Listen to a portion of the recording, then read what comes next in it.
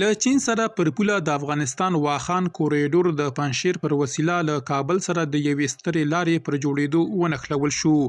بلخوا له کندهار څخه ایران ته د پنبې صادرات پیل شول. له نوموړي ولایت څخه یاد هیواد ته څومره پنبه صادره شوې؟ بشپړ جزئیات په ویډیو کې تر پایه وګورئ. پاتمنو لیدونکو ستړي مه شئ. له افغانستان نه ایران ته د تازه صادراتو خبر لرو، خو پیل له واخان او چین سره د کابل پر نښلېدو کوو. د ملي دفاع وزارت خبر ورکړی چې د پنجشیر د فوق العاده لیوا لخوا د پنجشیر بدخشان سړک جوړ او ګټې اخیستنې ته سپارل شوی دی. دغه سړک د پنجشیر له پریان ولسوالۍ څخه د بدخشان تر کران او منجان ولسوالۍ پورې د 295 کیلومتره اوږدوالي او شاوخوا 12 میټره په پراخوالي سره په پاخه ډول جوړ شوی دی. د یادې پروژې د پلي کېدو موخه کابل، پنجشیر، د کاپیسا، تخار، بدخشان او نورستان له لارې له واخان کوریډور سره نښلول دي.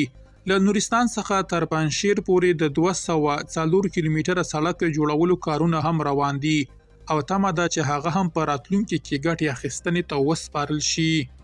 د کندهار د صنعت او معدن خونې رئیس وایي له کومې راهیسې چې د افغانستان او پاکستان ترمنځ ټرانزیټي لارې تړل شوي دي، تر دا مهاله له دغه ولایت څخه 900 میټریک ټنه پنبه ایران ته صادره شوې ده.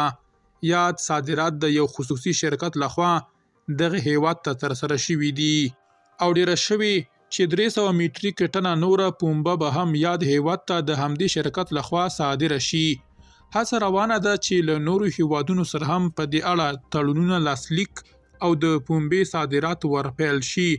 سږکال په کندهار کې پر 2150 هکټاره ځمکه پنبه کرل شوې چې د اټکل له مخې به 8600 میټریک ټنه حاصل ورڅخه ترلاسه شي. درنو لیدونکو له ملتیا مو مننه.